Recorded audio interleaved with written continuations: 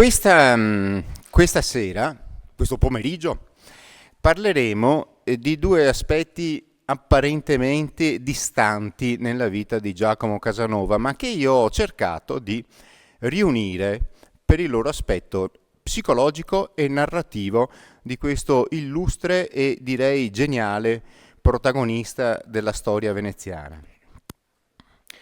La cabala e la tavola sono due momenti che si intrecciano tra di loro nella vita di Giacomo Casanova, almeno secondo quanto lui la racconta nelle sue memorie, che sono sempre abbastanza strane da leggere, perché dei lettori molto più puntigliosi di me hanno trovato sempre e costantemente delle discrepanze cronologiche, tematiche nei racconti che lui fa. Però bisogna ricordare una cosa importantissima, che Giacomo Casanova per tutta la sua vita è stato un grandissimo affabulatore.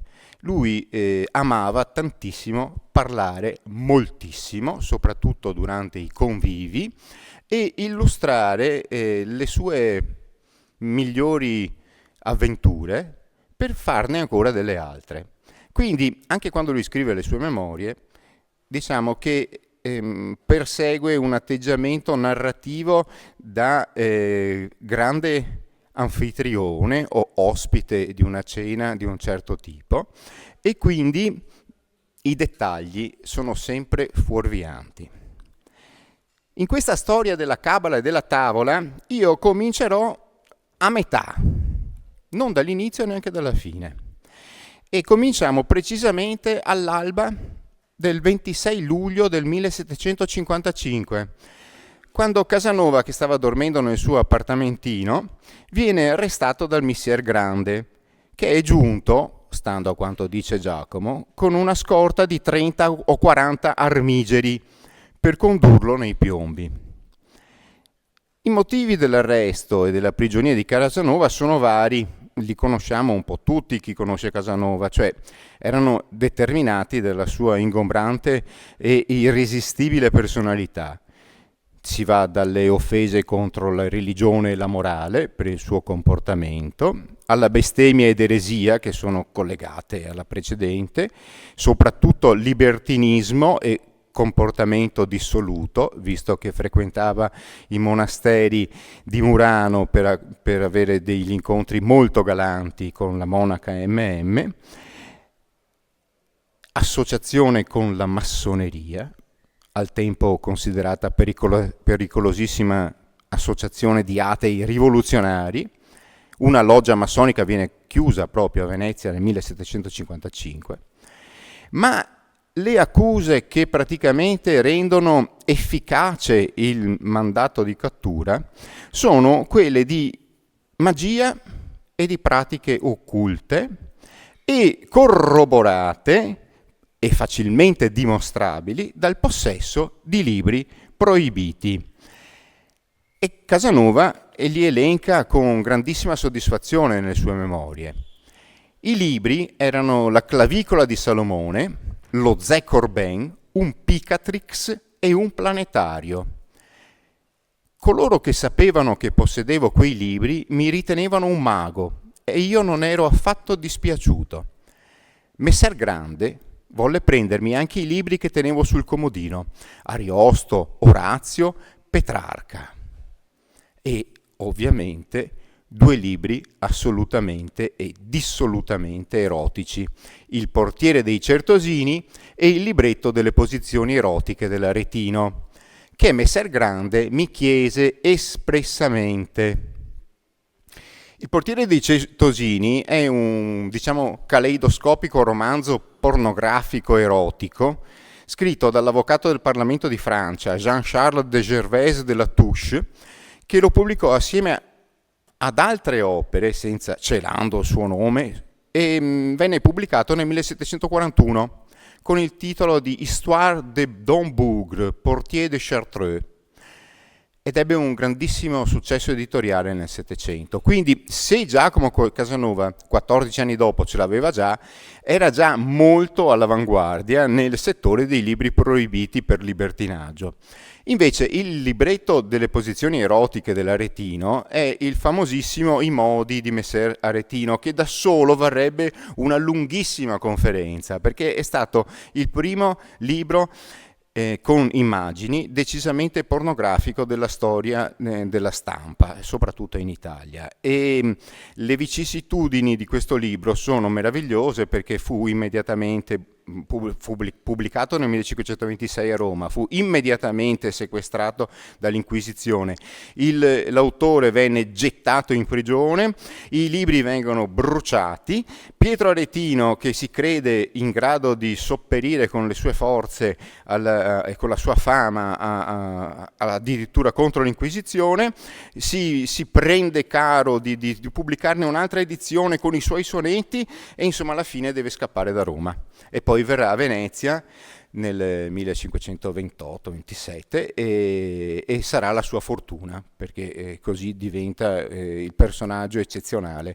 che poi è diventato. Però questo purtroppo è un'altra storia che non si può raccontare qua. Ma allora parliamo dei libri di magia che Giacomo Casanova possiede. Io struco qui, ma non succede niente. Ecco, questa è una stampa bellissima di Venezia nel Settecento, vera e reale, è molto molto carina. I libri che possiede Giacomo Casanova sono praticamente i libri necessari e sufficienti per andare in prigione a Venezia e per essere bruciati nelle altre città cattoliche d'Europa. La chiave di Salomone, che qui vediamo in una magnifica riproduzione manoscritta, è un libro di magia cerimoniale che ovviamente è attribuito al re Salomone e viene chiamato la clavicola di Salomone, ma non è una parte anatomica, è la piccola chiave di Salomone. E la cosa interessante è che questi libri hanno una diffusione molto molto grande in tutti quelli che sono, come dire, in qualche modo avvicinati o interessati all'occulto, ed esistono decine, se non forse centinaia, di riproduzioni manoscritte oppure di riproduzioni a stampa, clandestine ovviamente, che hanno una grandissima circolazione. Una delle streghe veneziane che viene catturata e processata, e poi anche perché l'Inquisizione veneziana non era così drastica e cattiva, anche liberata, ne possedeva molti di copie della chiave di Salomone e si difese e venne creduta dicendo: sì, io li ho, ma siccome non so leggere non mi servono a niente. E ovviamente poteva sempre guardare le figure, perché la cosa bella di questi libri è che basta disegnare le figure, come poi vedremo dalla storia di Giacomo, e teoricamente, magicamente, hanno effetto. Quindi la chiave di Salomone che vedete qui è questo manuale estremamente potente che dà tutte le indicazioni necessarie per eseguire le magie. L'altro libro che Casanova possedeva, lo Zohar, è il testo fondamentale della mistica ebraica, è meno magico degli altri, è la Kabbala, ma è molto più difficile da leggere e anche, diciamo, più inutile dal punto di vista della pratica della magia. È un libro però il cui possesso dà, come dire, una autorevolezza notevolissima, perché significa la possibilità di esplorare i grandi misteri della vita e del mondo, cioè la natura di Dio, la creazione, l'anima, il cammino spirituale dell'uomo. E quindi il suo possesso garantisce uno status notevole. Poi l'altro libro, che qui ho trovato una copia meravigliosa, del 1200, XIII secolo, questa è, che vedete qua, la versione fatta per il re di Spagna, basata sulla prima traduzione che fu fatta in spagnolo del tempo e poi venne fatta un'edizione in latino. Il Picatrix è un antico trattato di magia astrologica, la cui origine è araba nell'undicesimo secolo e poi divenne uno dei più importanti e potentissimi testi di magia e di occultismo medievale.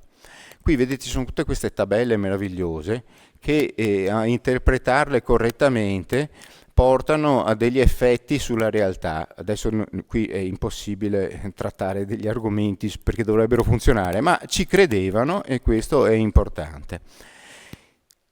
Alla fine, come potete vedere, ci sono alcune illustrazioni meravigliose. Tutte queste figure sono i più importanti elementi o le forze dell'universo che attraverso la lettura e l'applicazione delle conoscenze contenute nel Picatrix il lettore mago dovrebbe arrivare a governare.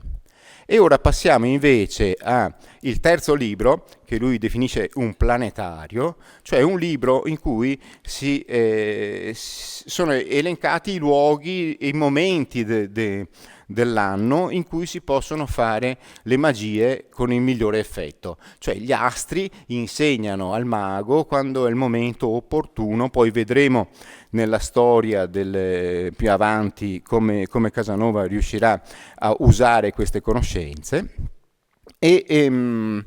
Questo libro è stupendo perché è del signor Casamia, che è un genovese trapiantato a Venezia nel Settecento, e lui praticamente ha fatto queste tabelle meravigliose e poi il suo libro è stato ristampato fino alla fine dell'Ottocento in grandissime copie perché permetteva attraverso l'uso dell'astrologia, del calendario e delle chiavi numeriche cose stupende di vario tipo, soprattutto quella di vincere all'otto, che è una cosa necessaria e importante. Allora, il nostro Casanova è irresistibilmente attratto da tutto quello che gli può dare un vantaggio, una possibilità, un'avventura. Lui già da giovane, quando per la prima volta fa una serie di giri a piedi anche in giro per l'Italia, con le sue conoscenze, perché era una persona molto attenta e curiosa del mondo, già penso 18 anni, una cosa così, a Martorano, vicino a Napoli, ingannò un mercante greco con una banalissima per noi moderni operazione di chimica. Preso del mercurio, ci scioglie dentro del piombo, del bismuto e gli dice, e poi in quantità non tale da rendere il mercurio troppo pesante o denso, perché il mercurio scioglie tutti gli altri metalli, a parte il ferro e pochi altri, ma l'oro sì, per esempio, una volta facevano le otturazioni dentali, e gli fa vedere come è aumentato di dimensione di un quarto. E poi, qualche anno dopo, a Cesena fu protagonista di un bizzarro e meraviglioso rito magico.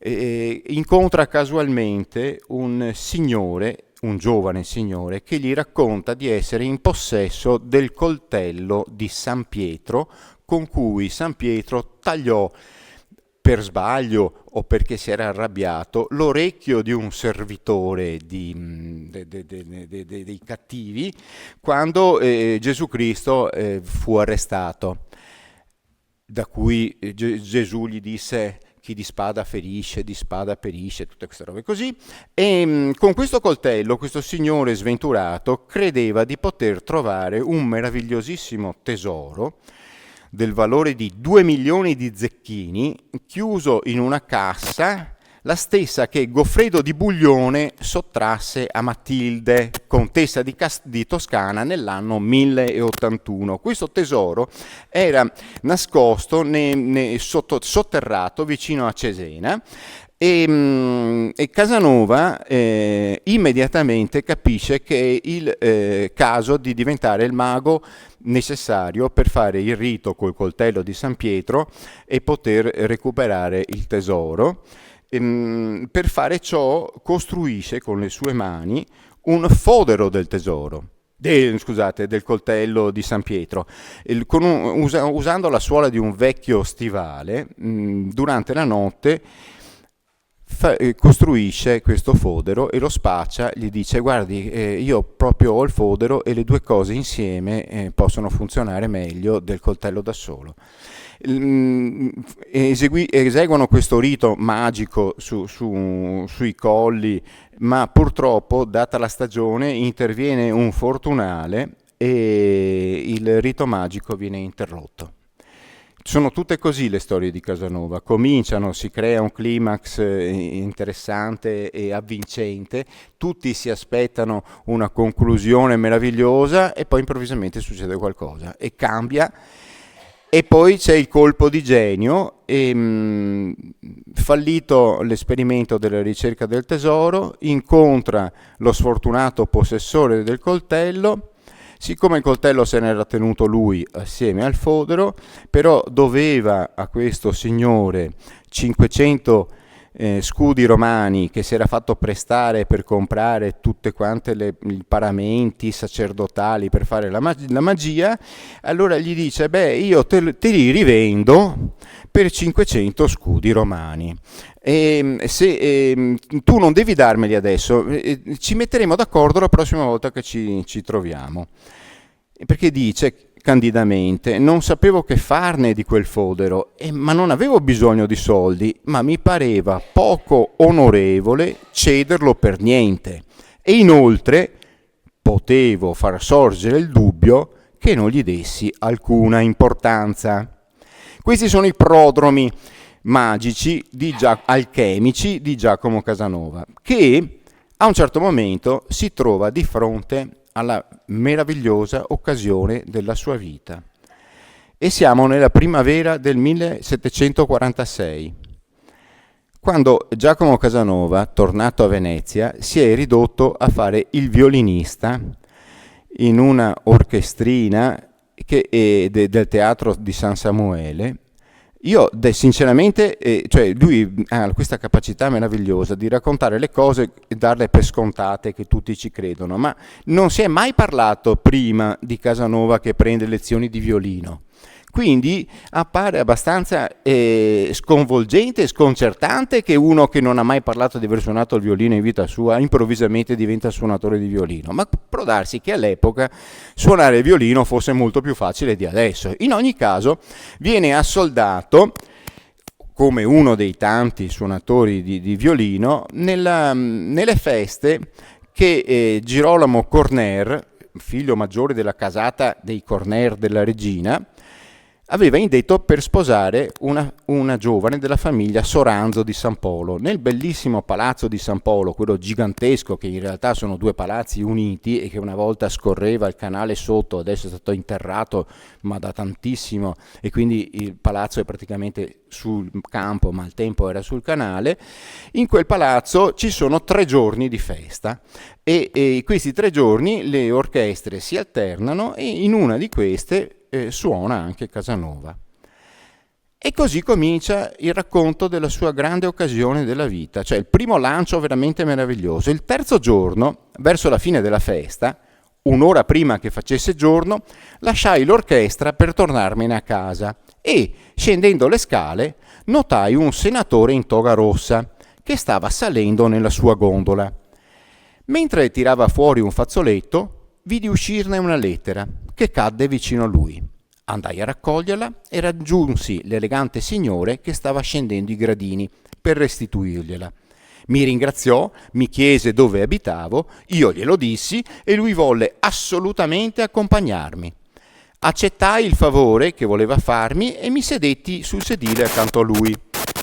Pochi minuti dopo mi pregò di scrollargli il braccio sinistro. Sento, mi disse, un torpore così forte che mi sembra di non avere più questo braccio. Lo scrollai con tutta la mia forza e lo sentii dire con parole male articolate che non sentiva più neanche la gamba, che si sentiva morire. Allarmatissimo, tirai la tendina del felze, afferrai la lanterna e lo guardai in viso, restando di sasso quando vidi la sua bocca che si era ritirata verso l'orecchio sinistro e i suoi occhi spenti. Un chiaro segnale di un colpo apoplettico. Gridai al barcaiolo di fermarsi, di farmi scendere per andare a cercare un chirurgo affinché venisse subito a salassare Sua Eccellenza, che di certo era stato colpito da apoplessia. E qui Casanova praticamente diventa il salvatore del senatore Bragadin. Lo fa salassare, lo porta a casa, a Santa Marina, quel bellissimo palazzo che ha la facciata d'acqua sul Rio del Teatro Malibran, che potete vedere benissimo dalla fondamenta, e invece dall'altra parte sul campo di Santa Marina, che ha tutte le botteghe sotto, che mi pare che sia ancora, scusate il veneziano, ma ci vuole, il negozio quello dei stramassi, letti, robe così, giusto?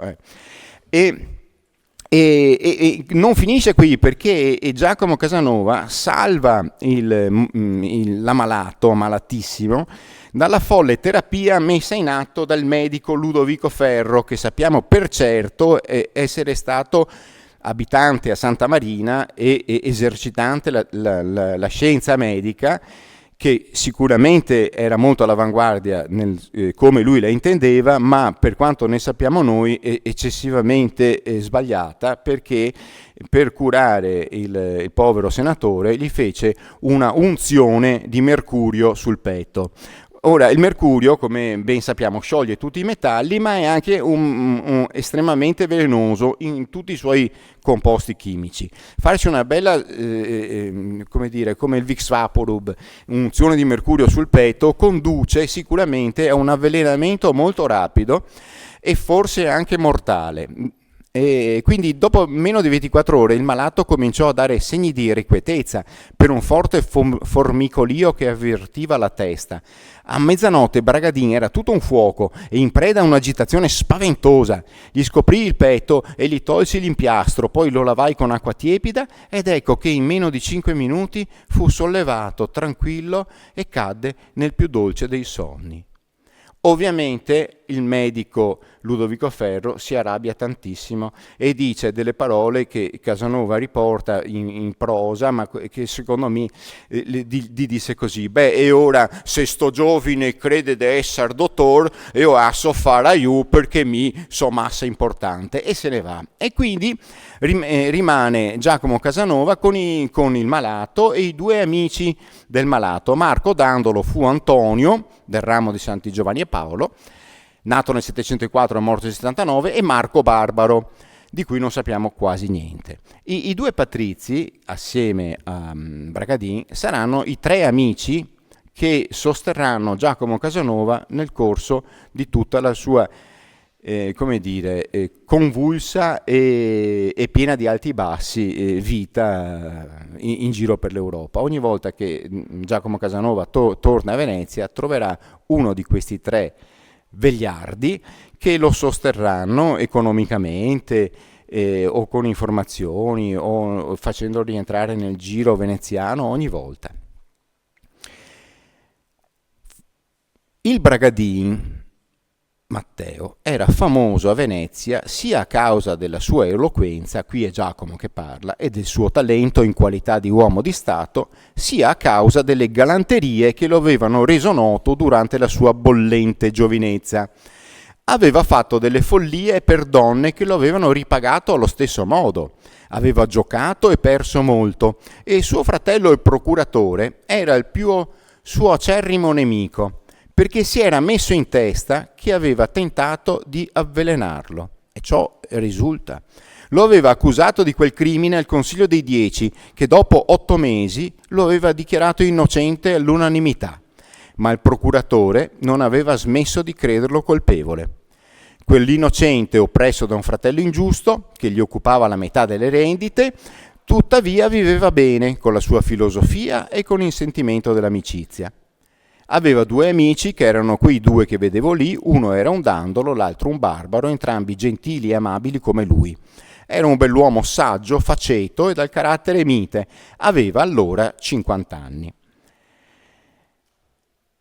E così, per avergli salvato la vita, Casanova diventa il medico personale di uno dei più illustri membri del Senato di Venezia. Quel signore mi ascoltava come un oracolo. I suoi due amici, sempre più stupiti, mi prestavano la stessa attenzione. Quella subordinazione aumentò il mio coraggio e cominciai a parlare come un medico. Sparavo precetti e citavo degli autori che non avevo mai letto. E qua gli scatta il colpo di genio che supera praticamente tutto quello che si era inventato prima, molto di più del fodero, del coltello di San Pietro. Bragadin aveva la debolezza di coltivare le scienze astratte. Un giorno mi disse che per essere così giovane mi trovava troppo saggio e che di conseguenza dovevo possedere qualche cosa di soprannaturale. Mi pregò allora di dirgli la verità. Fu in quel momento che, per non deludere la sua vanità dicendogli che si sbagliava, escogitai lo stravagante espediente di fargli, in presenza dei suoi due amici, la falsa e folle confidenza secondo la quale conoscevo un calcolo numerico con il quale, mediante una domanda che scrivevo, sempre cifrata in numeri, ricevevo sempre in numeri una risposta che mi istruiva su tutto ciò che volevo sapere e che nessun'altra persona al mondo mi avrebbe potuto insegnare. Bragadin disse che si trattava della clavicola di Salomone, volgarmente detta la Cabala. Mi disse che l'eremita... No, aspettate, scusa, ho saltato un pezzettino. La clavicola di Salomone, veramente detta la Cabala, mi chiese da chi avessi appreso quella scienza e sentendomi rispondere che me l'aveva insegnata un eremita che viveva sul Monte Carpegna, quando io ero agli arresti dell'armata spagnola, mi disse che l'eremita a mia insaputa aveva unito al calcolo un'intelligenza invisibile, perché i numeri semplici non potevano avere la facoltà di ragionare. E così Giacomo Casanova si inventa tutta una serie di meccanismi cabalistici che lui poi imputa al suo angelo Paralis, che in qualche modo lo viene ad aiutare, e incomincia a dare delle risposte che non capiva a delle domande che capiva ancora meno. Non ci capii nulla, ma non mi preoccupai, dovevo solo rispondere. Se la domanda era così oscura, tanto che non potevo capirci niente, dovevo non capire niente anche nella risposta. Risposi dunque con 4 versi in cifre ordinarie, delle quali solo lui poteva essere l'interprete, mostrandomi indifferente sul significato. L'amico Dandolo li lesse, li rilesse e si mostrò sorpreso. Disse di capire tutto, che era una cosa divina, unica, un tesoro del cielo. E così Casanova si scopre di possedere un'arma della quale non avevo fatto uso fino allora, ma che avrei usato da quel momento in poi, avendo capito che potevo in quel modo rendermi utile alle loro eccellenze. Gli chiedono anche se può confidargli il segreto di questo calcolo cabalistico meraviglioso, ma lui gli dice sinceramente che l'eremita gli aveva detto che se lui lo avesse raccontato prima di aver compiuto 50 anni sarebbe morto entro 3 giorni. E Casanova, con la sua meravigliosa fantasia, aggiunge subito: ma io a questa profezia non do alcun peso. Bragadin che dice subito: no, per l'amor di Dio non sta a raccontarne niente perché potresti anche a morire. E così lui si mantiene questo segreto che non conosce e continua a diventare lo ierofante di quei 3 signori, molto gentili e amabilissimi, ma non saggi, perché credevano tutti e 3 in ciò che è ritenuto una chimera delle scienze, credevano possibile ciò che è moralmente impossibile. Con me al loro fianco si sentivano in possesso della pietra filosofale, della medicina universale, del colloquio con gli spiriti elementari e con tutte le intelligenze superiori, nonché dei segreti di tutti i ministeri d'Europa. Credevano anche alla magia, dandole lo specioso nome di fisica occulta. A me non fu mai difficile indovinare, perché diesi sempre risposte che avevano un doppio senso. Uno dei significati, conosciuto soltanto da me, si svelava solo ad evento compiuto. Così la mia cabala non sbagliava mai.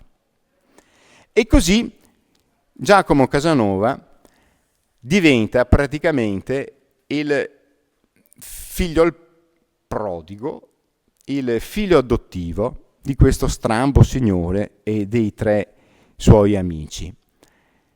Il giorno dell'estate in cui Bragadin finalmente ritorna in Senato, dopo passata la convalescenza, apostrofa il giovane Casanova con un discorso da papà, ma di più addirittura: chiunque tu sia, ti devo la vita.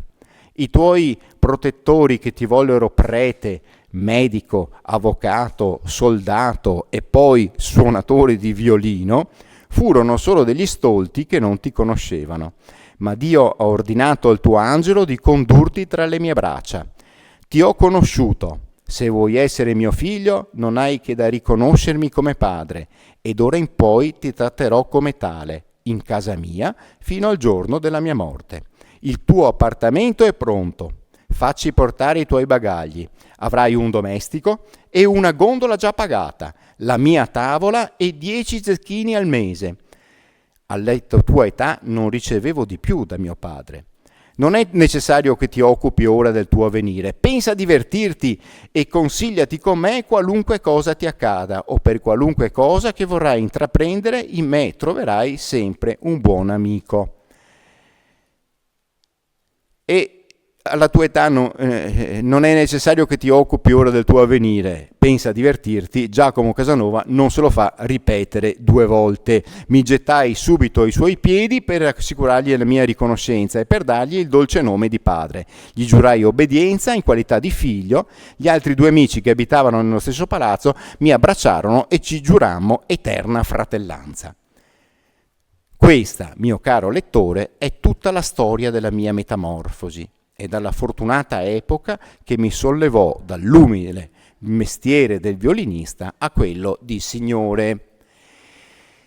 Ovviamente però tutta questa storia ha un altro giro completamente diverso ed è uno dei tanti pezzettini, delle tante tessere del grande mosaico che porterà Giacomo Casanova nei piombi qualche anno più tardi, perché il grandissimo Giambattista Manuzzi, che fu uno spia per conto degli inquisitori di Stato di Venezia e le cui riferte sono un tesoro inestimabile per conoscere la vita del Settecento, della metà del Settecento, questo meraviglioso Giambattista Manuzzi, che poi suo figlio divenne vabbè, ma questa è tutta un'altra storia, è meglio che non ve le racconti. Vabbè, comunque ve lo anticipo, lo trovate sui miei libri. Il fratello di Giambattista Manuzzi, Giambattista, divenne l'amante del doge mancato, 120esimo doge mancato, di cui non ricordo adesso il nome, ma non ha importanza. Sono famiglie eccezionali e Giambattista Manuzzi faceva l'orefice ed era di antica famiglia popolana veneziana registrata, venezian. E però per arrotondare, ma forse per guadagnare sul serio, faceva la spia. E così racconta: l'11 novembre 1754 Casanova irruppe nella casa di Sua Eccellenza Zuanne Bragadino a Santa Marina e lo rovinò. Ha conquistato la sua fiducia facendogli credere che l'angelo della luce stava arrivando. Da un'altra fonte, allegata alla riferta di Manuzzi, si apprende che il nobile Benedetto Pisani, che diede le informazioni al Manuzzi, si disse stupito che una tale personalità, che aveva avuto un grande ruolo nel paese, potesse lasciarsi prendere in giro da un tale mascalzone. Quindi non è successo nella primavera del 46, ma insomma, i conti non tornano, ma non ha nessuna importanza, perché la storia è assolutamente bellissima. E per fare un parallelo fra la Cabala e la tavola, è necessario tornare indietro in un'altra epoca di Giacomo Casanova, quando a 16 anni, nel 1740, torna a Venezia da Padova. Lui dice, cioè è iscritto a Padova, studia giurisprudenza, poi dirà di essersi laureato in giurisprudenza utrunque iurum, o come cavolo lo diceva, il che però non risulta, perché il grande Del Negro, che è uno studioso degli anni 90 che ha fatto tanti studi sul Settecento veneziano e soprattutto su Casanova, nonostante la sua acribia metodologica, non è riuscito a trovare nessuna traccia della laurea di Giacomo Casanova all'Università di Padova. Questo è l'indovino di Pietro Longhi, vedete che gli parla nell'orecchia, gli racconta delle cose, ma il tubo praticamente confonde la voce e quindi chi ascolta non capisce assolutamente niente. Diciamo che è una perfetta similitudine delle operazioni di Giacomo Casanova. Comunque, nella primavera del 1740 Giacomo torna a Venezia e viene il patriarca Francesco Antonio Carrer, che già, uomini incredibili, era stato vittorioso comandante della flotta veneziana contro la flotta ottomana durante l'assedio di Corfù, e poi ebbe l'illuminazione e diventò prete in tarda età e quindi anche patriarca. Conferisce a Giacomo Casanova i 4 ordini minori, che adesso non vi tedio con la loro lettura, ma se volete dopo magari ve li racconto. La gioia di mia nonna fu indicibile, dice Giacomo. Lui adesso abita a San Samuele, nella casa dove era morto suo papà e dove sua mamma, che era in giro per l'Europa in tournée più o meno fortunate, continuava a pagare l'affitto. Era una casa grande e molto ben arredata. Poco distante dall'abitazione di Giacomo Casanova, sulla riva del Canal Grande, sorge la Cagranda di San Samuele, ovvero Palazzo Malipiero. Questo bellissimo palazzo, che fu edificato durante l'Alto Medioevo dalla famiglia Soranzo, poi era passato ai Cappello, quindi Malipiero per questioni di matrimonio lo avevano inglobato nella famiglia, e dal 1590 fino a tutto il Settecento i Malipiero vissero lì, e fecero anche degli importanti restauri. Infatti la versione attuale del palazzo è l'effetto di un grande restauro e rimaneggiamento conclusosi nel 1725, proprio l'anno di nascita di Giacomo Casanova. In questo bellissimo palazzo abitava il senatore Alvise II Malipiero, detto Gasparo, patrizio molto influente e alquanto gaudente, che subito prende in simpatia il giovane Casanova. E lo trova molto intelligente, curioso di tutto, spirituale e anticonformista. E anche qua noi assistiamo a un colpo di genio di un Casanova ancora più giovane, 17 anni, 16-17, e che però è legato alla tavola e non alla cabala. Malipiero era un senatore che a 70 anni aveva deciso di non occuparsi più degli affari di Stato, preferendo darsi alla bella vita nel suo palazzo, mangiando bene e ricevendo tutte le sere una scelta schiera di dame, tutte assai evolute, e di uomini di spirito che erano sempre al corrente delle novità che succedevano in città. Questo vecchio signore era scapolo e ricco, ma era soggetto 3 o 4 volte all'anno ad attacchi di gotta così dolorosi che ogni volta gli lasciavano paralizzato ora uno, ora un altro membro, tanto che era storpiato in tutto il corpo. Solo la testa, i polmoni e lo stomaco ne erano rimasti indenni. Ancora un bell'uomo, intenditore di vini, ghiottone, di spirito acuto, grande conoscitore del mondo, possedeva l'eloquenza dei veneziani e la sagacia propria di un senatore che si è ritirato dopo 40 anni di governo della Repubblica e che ha smesso di fare la corte al gentil sesso solo dopo aver avuto 20 amanti ed essersi infine convinto di non poter più piacere a nessuna. Quest'uomo quasi paralizzato non sembrava tale quando era seduto, quando parlava o quando stava a tavola.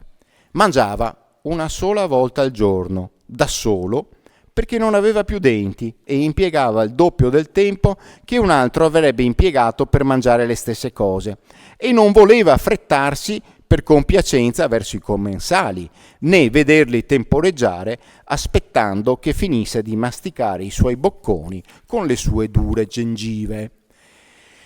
Solo per questo motivo si rassegnava a mangiare da solo, con grande disappunto del suo eccellente cuoco. E qua Giacomo Casanova ha uno dei suoi tanti colpi di genio che, data la sua gioventù, è ancora più ammirevole. Dobbiamo immaginare che è già alto circa 1,90 m, 1,89 m, alcuni dicono che poi arriverà a 1,92 m, 93 m, non ha molta importanza. Comunque è un gran pezzo d'uomo, è molto giovane e ha una fame, come dire, assolutamente invincibile.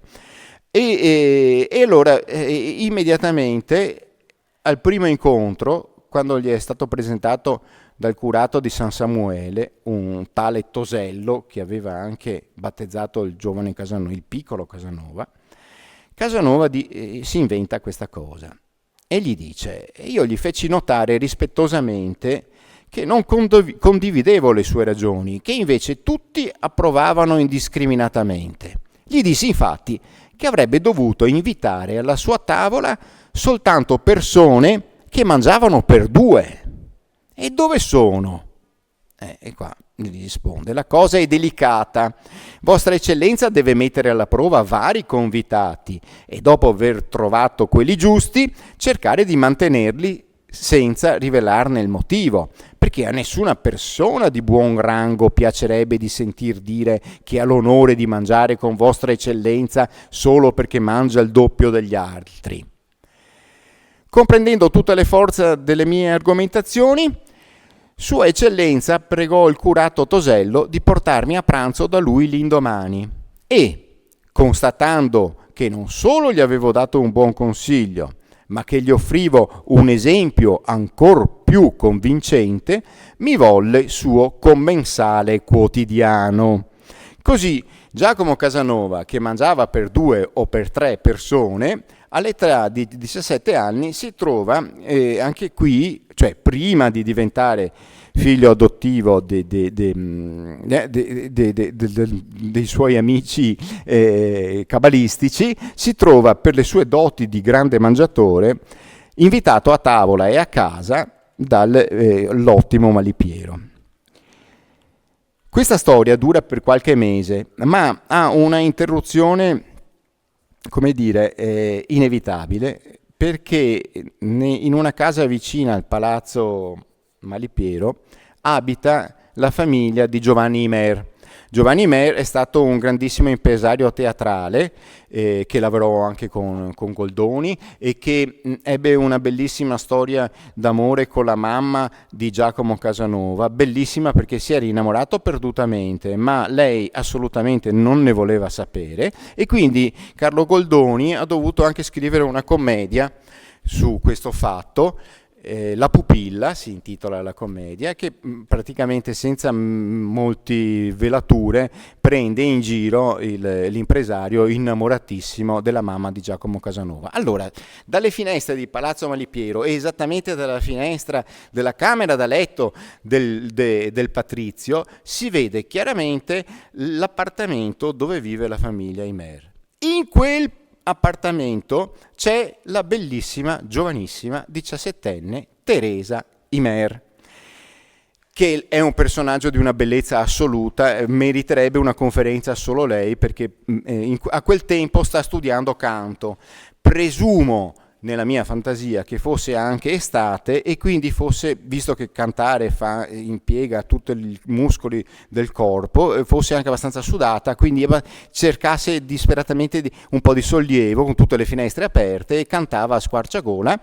Poi divenne soprano, divenne impresaria, fu a Londra, andò in prigione per debiti moltissime volte, ma si risollevò ogni volta, ebbe un figlio con Giacomo Casanova, una figlia che lui poi in qualche maniera adottò, e poi un altro figlio che Giacomo Casanova recuperò e riportò a Venezia, mentre la Imer, poverina, era in carcere sempre per debiti, o a Londra o a Parigi.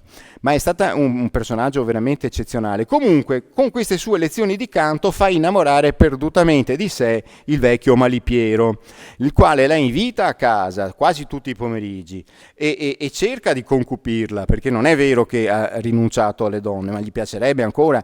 Viene con la mamma lei, la mamma furbissima la usa come esca per ottenere qualche... è una cosa abituale in Venezia del Settecento e forse anche nella Venezia degli anni 2000. E quindi cosa succede? Succede che Giacomo Casanova fa quello che fa sempre, cioè concupisce e ottiene le grazie della Teresa Imer. Il Patrizio lo viene a sapere e questo suo primo esperimento di vita filiale dentro una grande casa patrizia finisce tristemente con l'abbandono di questo palazzo a Vito e Giacomo deve arrangiarsi in altri modi. Ma noi non possiamo seguire tutte le vicissitudini di Giacomo Casanova perché ci interessa tornare nei Piombi, dove la fuga dai Piombi, di cui non parleremo, ma parleremo dei preliminari della fuga, è strettamente collegata al cibo.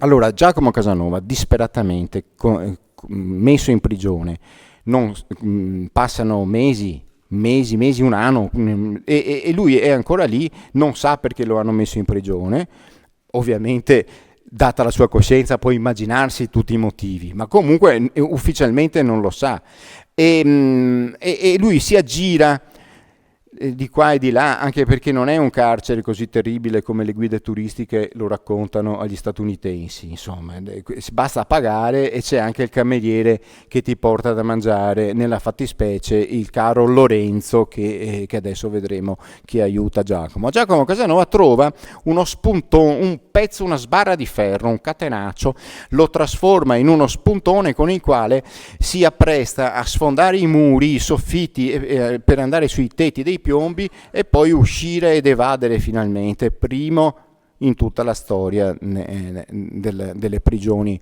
ducali. Però il problema è che lo cambiano di cella e deve assolutamente affidarsi a un'altra persona per ottenere il buco sul soffitto che gli consenta di andare fuori e poi cercare di fuggire. Questo povero disgraziato è padre Marino Balbi, un monaco carmelitano finito in galera per condotta immorale, truffe e peculato, un piagnone, un piagnucoloso e sempre pronto alla vigliaccheria, che però accetta di aiutare Casanova nella fuga. Quindi Casanova deve fargli avere questo spuntone di ferro. E come fare? Non è facile, cioè sarà una sbarra lungo 20 pollici, sarà 30, 40, 50 centimetri, una misura piuttosto esagerata.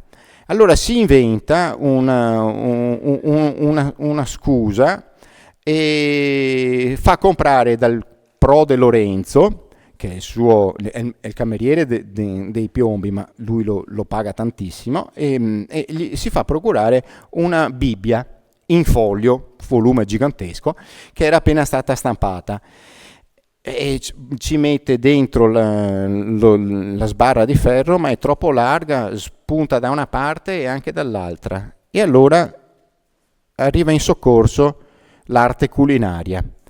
Decisi allora di mandare al monaco il mio spuntone nella Bibbia, adottando un accorgimento sicuro che impedisse a Lorenzo di guardare alle estremità del grosso volume.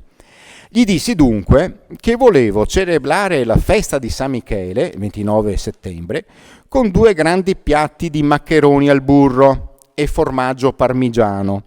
Ne volevo 2 piatti per darne uno in omaggio alla rispettabile persona che mi prestava i libri. A questo proposito Lorenzo mi disse che la stessa rispettabile persona desiderava leggere il grosso libro che costava 3 zecchini. Gli risposi che glielo avrei mandato insieme al piatto di maccheroni e aggiunsi che volevo il piatto più grande che aveva a casa. Ci avrei condito i maccheroni io stesso. Mi promise di fare tutto come desideravo. Posando sul libro un gran piatto di maccheroni pieno di burro, pensavo che sicuramente Lorenzo avrebbe badato di più al burro per paura di versarlo sulla Bibbia che a osservare gli angoli del volume. Avvertì di tutto il padre Balbi, raccomandandogli di stare attento, quando avrebbe ricevuto i maccheroni dalle mani di Lorenzo, a non prendere prima il piatto e poi la Bibbia, perché se avesse preso il piatto avrebbe scoperto la Bibbia e Lorenzo si sarebbe accorto delle 2 sporgenze. Ed ecco che Casanova, nella sua cella dei piombi, diventa chef, se non proprio chef, insomma conditore dei suoi amati maccheroni. Il giorno di San Michele Lorenzo arrivò di prima mattina con un pentolone di maccheroni bollenti. Misi subito a scaldare il burro per fonderlo e preparai i 2 piatti, cospargendoli abbondantemente di formaggio parmigiano che Lorenzo mi aveva portato già grattugiato. Presi il mestolo forato e cominciai a riempirli. E qua c'è anche la ricetta, alternando strati di maccheroni e strati di burro e formaggio, e non smisi finché il piatto destinato al monaco non ne fu stracolmo. I maccheroni nuotavano nel burro che arrivava fino agli orli. E così il povero Lorenzo, con questo librone gigantesco, appesantito anche dalla sbarra, con il piatto di maccheroni fumanti e sbrodolanti, si avvia fino dal padre e gli consegna il tutto quanto con effetto perfetto. E i 2 riescono a fuggire dal palazzo ducale grazie ad un piatto ben condito di maccheroni. Adesso facciamo una breve digressione maccheronica e vi racconto così a braccio alcuni momenti interessantissimi dei maccheroni. Dunque noi pensiamo ai maccheroni come dei subbiotti, per dirla in veneziano, no? I rigatoni, perché così è scritto sulle scatole della pasta quando andiamo a comprarla. Nella realtà i maccheroni di Giacomo Casanova sono degli gnocchi, ma siccome le patate non sono arrivate in Europa se non nell'800, sono degli gnocchi fatti di farina e pane bianco triturato e mescolati con acqua e quello che si vuole, e poi trattati anche con la stessa col dito pollice sulla grattugia o grattacasa in questo caso e messi a bollire fino a che non vengono a galla. Sono il piatto preferito di Giacomo Casanova. È molto probabile che quando lui si trasferisce nei suoi lunghi viaggi nel napoletano oppure negli altri paesi del sud d'Italia, è molto probabile che invece lì lui mangi dei maccheroni che invece sono i veri maccheroni, cioè no, i maccheroni attuali, cioè i maccheroni di pasta di grano duro trafilata e fatta seccare al sole. Ma il problema di quel tempo e fino alla fine fino al secondo dopoguerra del Novecento è che nel nord Italia la pasta è impossibile da seccare al sole e la pasta del sud d'Italia, trasportarla al nord d'Italia ha una deperibilità molto rapida, perché a quell'epoca non esisteva il cellophane ed era molto difficile nei sacchetti di carta, che pur ci usavano per impacchettare con la carta, mantenere a lungo la pasta asciutta, la pasta, gli spaghetti e quello che è la pasta di grano duro, e venderla comunemente al nord. Per cui questo è uno dei motivi per cui la pasta asciutta si diffonde nel nord Italia, soprattutto dopo il secondo dopoguerra, quando dagli Stati Uniti arriva il confezionamento nel cellophane, e questo garantisce la diffusione totale della pasta come oggi la conosciamo. Giacomo Casanova a Chioggia, quando è giovane, ha una bellissima avventura con i poeti maccheronici, l'Accademia Maccheronea di Chioggia, dove fanno una competizione di poesia improvvisata, che lui vince ovviamente, e poi mangiando tantissimi maccheroni ottiene il primato e viene nominato re dei maccheroni. E adesso, sempre continuando con la tavola, ma introducendo l'ultimo pezzo di alchimia e fantasia e cabala, ci spostiamo nel 1759, quando Giacomo Casanova è riuscito già ad andarsene da Venezia dai piombi, è arrivato a Parigi ed è diventato appaltatore della Lotteria Nazionale di Francia. Con altri 2 soci ha convinto il Ministero delle Finanze francesi ad adottare la lotteria come inevitabile sistema per guadagnare dei soldi alle spalle dei poveretti, e diventa ricchissimo con questo appalto. E allora, con queste sue subite ricchezze, affitta una villa alla periferia della città, o almeno che quella era la periferia, una zona che adesso è nell'8° arrondissement, dove ci sono gli Champs-Élysées, l'Élysée o la Place de la Concorde. Quella volta era chiamato la Petite Pologne. Lui affitta una bellissima villa, cioè praticamente un maniero con orti, giardini, e lì praticamente vive da gran signore. Il mio tenore di vita aveva reso nota la piccola Polonia. Si diceva che era un piacere mangiarci. Lui praticamente si inventa il primo club gastronomico della storia europea. Facevo levare polli con il riso in una stanza buia, così diventavano bianchi come la neve e di un gusto squisito. All'ottima cucina francese aggiungevo ogni ricetta che il resto della cucina europea offriva di più attraente per i buongustai. Erano divenuti famosi i miei maccheroni al sugo, il riso pilaf, il risotto orientale e l'olla podrida. Queste cene raffinate riunivano scelte compagnie e i miei invitati potevano constatare che la mia soddisfazione era vederli contenti. Dame distinte e galanti venivano al mattino a passeggiare nei miei giardini in compagnia di giovani sbarbatelli e timidi che io fingevo di non vedere. Offrivo loro uova fresche e burro più buono di quello di Vambre, con abbondante maraschino di Zara, di qualità introvabile. Spesso concedevo la parte libera della mia casa a un importante personaggio che ci andava a cenare con una donna insospettabile.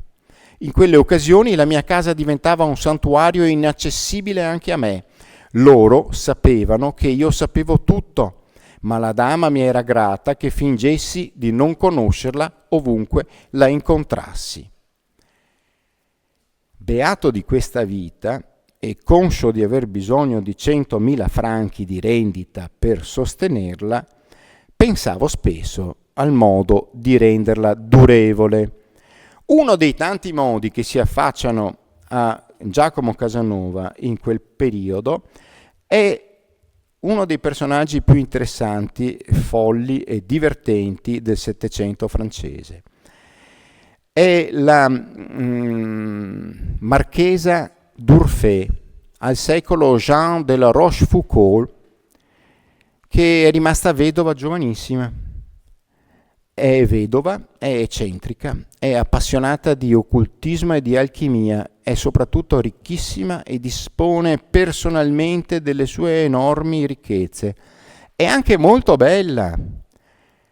Ha 20 anni più di Giacomo, ma in quest'epoca non è una differenza notevole. Però Giacomo Casanova, che la tiene nel conto delle possibilità per avere questi 100.000 franchi di rendita per sostenere la sua vita dispendiosa, in quel momento ha un'altra idea. La sua idea è quella di aprire una manifattura di sete orientali francesi. E si innamora di quest'idea perché un disegnatore progettista gliela racconta, lui la trova meravigliosa e fanno tutti dei piani meravigliosi per ottenere dei redditi strabilianti con la produzione in Francia di sete dipinte come quelle cinesi è anche meglio. Se non che, cosa succede? Che la manifattura ha una manovalanza esclusivamente femminile e anche molto giovane. E queste dipendenti di Giacomo Casanova mettono subito in atto delle vertenze sindacali, vogliono più soldi, o lavorare meno, o ambedue le cose. Lui all'inizio cerca anche di resistere, ma poi non ce la fa e tutte le vertenze sindacali si concludono nella stessa identica maniera. Un incontro galante, molto galante, con la rappresentante sindacale del momento e un aumento di stipendio generalizzato per tutta la manovalanza della manifattura, il che comporta un rapido e inevitabile fallimento dell'avventura casanoviana nel campo dell'imprenditoria delle sette cinesi fatte in Francia. E allora, dopo aver commesso una serie di malanni di qua e di là, incomincia ad avvicinarsi sempre più alla marchesa d'Urfé.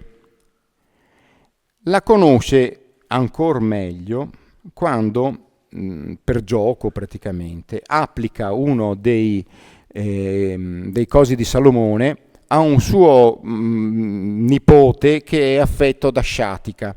Fa questa magia con il pentacolo disegnato sulla coscia, il giovane guarisce immediatamente dal dolore e Giacomo Casanova si garantisce l'accesso indiscriminato alla vecchia zia, che tanto vecchia non era, e quindi diventa anche qui il mago della marchesa.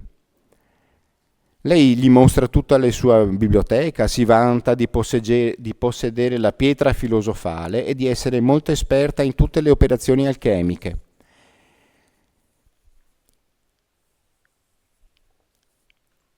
Secondo lei, non soltanto possedevo la pietra filosofale, ma potevo anche parlare con tutti gli spiriti elementari. Di conseguenza credeva che fossi in grado di sconvolgere il mondo intero, di fare la fortuna o la rovina della Francia, e attribuiva la mia necessità di tenermi nascosto al fondato timore di essere arrestato e rinchiuso. Pensava infatti che ciò sarebbe inevitabilmente successo se il ministero ne fosse venuto a conoscenza. Queste idee stravaganti provenivano dalle rivelazioni notturne del suo genio, che la sua fantasia esaltata le faceva sembrare reali. Raccontandomi queste cose con l'ingenuità più assoluta, un giorno giunse a dirmi che il suo genio l'aveva convinta che, essendo lei una donna, io non avrei potuto ottenerle un colloquio con i geni, ma che avrei potuto, con un procedimento che sicuramente conoscevo, far passare il suo spirito nel corpo di un fanciullo maschio, nato dall'accoppiamento filosofico di un immortale con una mortale o di un mortale con un essere femminile di natura divina. Assecondando le folli idee della dama, non mi pareva di ingannarla, perché ormai le cose stavano così e non mi era possibile farle cambiare parere.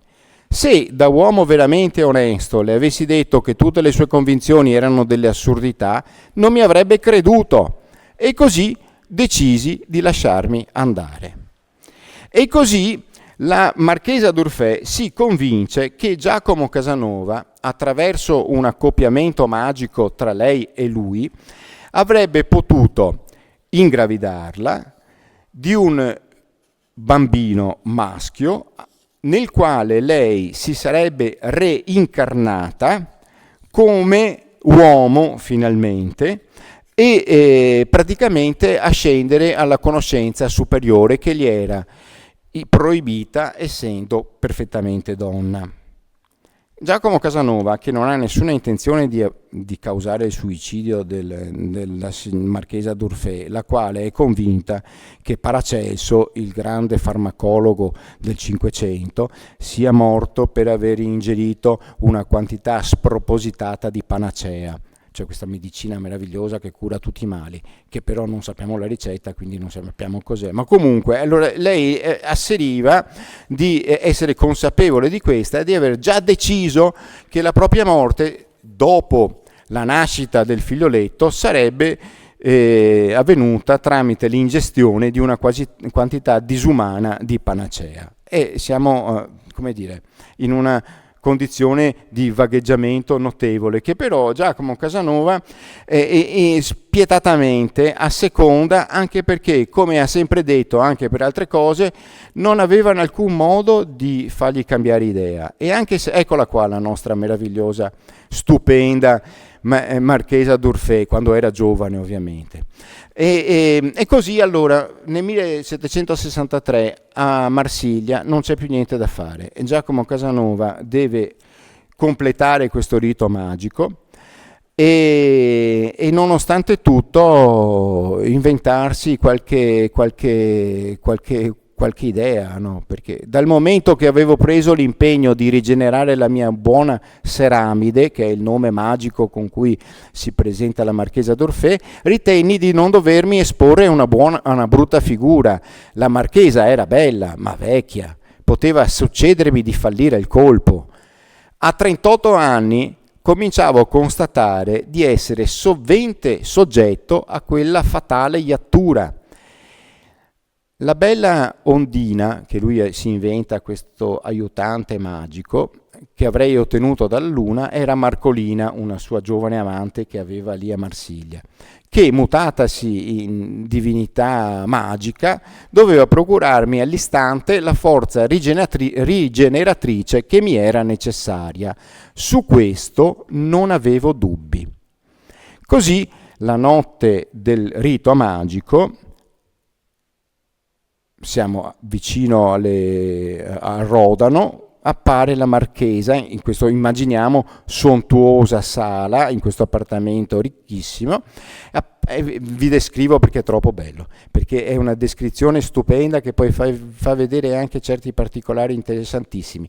Le gote imbellettate, un berretto di finissimo pizzo, una mantellina di blonda che le copriva un seno, che, a quanto a bellezza, 40 anni prima non aveva avuto rivali in tutta la Francia, e con un abito un po' sorpassato ma ricchissimo d'oro e d'argento. Aveva alle orecchie 2 pendenti di smeraldi e una collana di 7 pietre di acqua marina con uno smeraldo che non poteva essere più puro. La catena che lo sosteneva era di diamanti bianchissimi di 1,5 carati, in tutto circa una ventina. Al dito portava il rubino che già le conoscevo e che lei stimava 1.000.000, benché fosse artificiale, mentre le altre pietre, che non le avevo ancora visto, erano autentiche, come in seguito potei assicurarmi. Cioè lui guarda la Marchesa e fa anche il calcolo preciso di quanti soldi vale tutta la gioielleria che ha addosso. Non perde un momento, capito?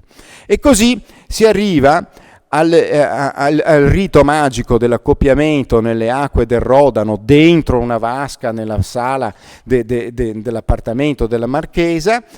Alle 2:30 arriva la bella Ondina a entrare sorridente, come da istruzioni ricevute da Giacomo Casanova. Le porge un messaggio che la Marchesa legge, poi la spoglia completamente, le pone delicatamente i piedi nella vasca e con la massima rapidità si spoglia completamente ed entra nell'acqua fino alle ginocchia.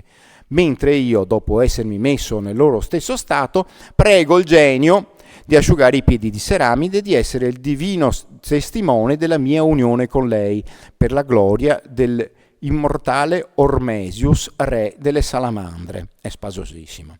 Conclusa la mia preghiera, l'Ondina muta ma non sorda le esaudisce e io consumo il matrimonio con Seramide, cioè la Marchesa, ammirando le bellezze di Marcolina che non avevo mai visto tanto bene.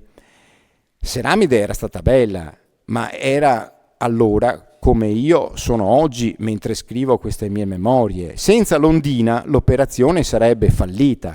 Tuttavia Seramide, tenera, affettuosa, pulita e tutt'altro che rivoltante, non mi dispiacque. Conclusa l'operazione dico: bisogna aspettare l'ora di Venere, perché c'è l'ora di Mercurio, c'è l'ora di Venere, poi c'è anche una terza ora che dopo vedremo, ed è uno sforzo, sono anche ore da 65 minuti, come ci tiene a sottolineare Giacomo Casanova, perché siamo in estate e sono più lunghe. Allora, l'ondina ha altre abluzioni, e poi ci sono la buona ondina comincia a accarezzare e baciare Seramide, e poi anche Giacomo Casanova. Seramide, incantata dalla sua felicità e ammirata dalle grazie di quella divina creatura, mi invita a esaminarle. Sostengo che nessuna donna mortale le assomiglia. Seramide diventa ancora più tenera. L'ora di Venere ha inizio e io, incoraggiato dall'ondina, intraprendo il secondo assalto che doveva essere il più vigoroso perché l'ora era di 65 minuti. Nonostante gli sforzi, però, il 38enne Giacomo, che probabilmente era già stanco di alcune giornate precedenti con Marcolina Ondina, dopo un lavorio di una mezz'ora grondando sudore, affaticando Seramide senza venirne a capo, nonostante le carezze provocanti di Ondina, Casanova si vede costretto a un raggiro squalidissimo. Allo scadere dell'ora, finalmente mi decido a concludere, dopo aver simulato tutti i segni peculari di quel dolce momento, cioè finge spudoratamente. Il rito però non è finito, scorre la terza ora, bisogna soddisfare Mercurio affinché il rito magico abbia conclusione ed efficacia. Passiamo un quarto d'ora immersi nell'acqua fino alla schiena. L'ondina estasiava Seramide a causa del genere di carezze che le dispensava. La signora credeva fossero peculiari dei geni dei fiumi, perciò applaudeva a tutto ciò che le dita del genio femminile riuscivano a compiere su di lei. Ma eccomi di nuovo, non proprio senza il fulmine, ma senza la potenza per farlo defraglare. Assistevo all'inesprimibile pena che il mio lavorio suscitava sull'ondina. Vedevo che Seramide desiderava la fine della tensione. Io stesso non riuscivo più a sostenerla. Così mi decisi a barare una seconda volta, con una finta agonia accompagnata da convulsioni che terminarono nell'immobilità totale. Conseguenza necessaria di un'agitazione che Seramide trovò, come ebbe poi modo di dirmi, senza pari. E così si conclude il rito magico. La signora D'Urfé è convinta che abbia tutto funzionato e dice a Giacomo Casanova che si sente già incinta. E pensa, nella sua lucida e meravigliosa fantasia, ha una soluzione, perché ovviamente se deve morire dopo aver partorito se stessa in veste maschile, non può abbandonare il figlio a un destino ingrato. E allora gli dice a Giacomo Casanova: sposatemi e resterete tutore di mio figlio, che è anche il vostro. Conseguentemente custodirete il mio patrimonio ed entrerete in possesso di ciò che devo ereditare da mio fratello, che è vecchio e non potrà vivere a lungo. Chi avrà cura di me nel prossimo febbraio, quando rinascerò uomo, se non ve ne occuperete voi stesso? Sa il cielo in quali mali cadrò. Mi bolleranno come bastardo e mi faranno perdere 80.000 lire di rendita che voi potreste conservarmi. Pensateci bene. Mi sento già un'anima maschile. Vi confesso che mi sono innamorata dell'ondina e vorrei sapere se potrò giacermi con lei tra 14 o 15 anni. Ah, che incantevole creatura! Avete mai visto una donna così bella? Peccato che sia muta. Deve avere per amante un ondino, ma tutti gli ondini devono essere muti, visto che nell'acqua non si può parlare. Mi stupisce che non sia sorda, e mi stupiva anche che voi non la toccaste.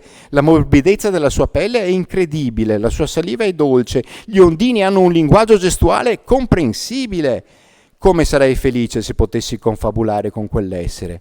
Vi prego di consultare l'oracolo per chiedergli dove andrò a partorire. e se non potete sposarmi, credo che l'unica soluzione sia di vendere tutto ciò che ho per assicurarmi un futuro quando rinascerò, giacché nella prima infanzia sarò ignara di tutto e occorrerà del denaro per impartirmi un'educazione. Vendendo tutto si potrebbe far fruttare una grossa somma che, affidata a mani sicure, con i soli interessi, potrebbe far fronte a tutte le necessità. Qua Giacomo, cosa può dirle di fronte? Sposare la marchesa era assolutamente fuori discussione. Le risposi che l'oracolo sarebbe stata la nostra unica guida e non avrei mai tollerato che una volta uomo e mio figlio potesse essere considerato un bastardo. A quelle parole si tranquillizzò. Ragionava con molto buon senso, ma dal momento che l'argomento era fondato su delle assurdità, non poteva che farmi pietà. Commisero il lettore che pensa che se avessi agito da gentiluomo avrei dovuto disilluderla. Era impossibile. Quando anche avessi potuto sperarci, non lo avrei fatto perché la avrei resa infelice. Per come era fatta, non poteva che nutrirsi di chimere. E così finisce la storia di Giacomo Casanova con la marchesa d'Urfé e questa nostra folle conferenza di Giacomo Casanova dalla cabala alla tavola. Grazie per la vostra pazienza.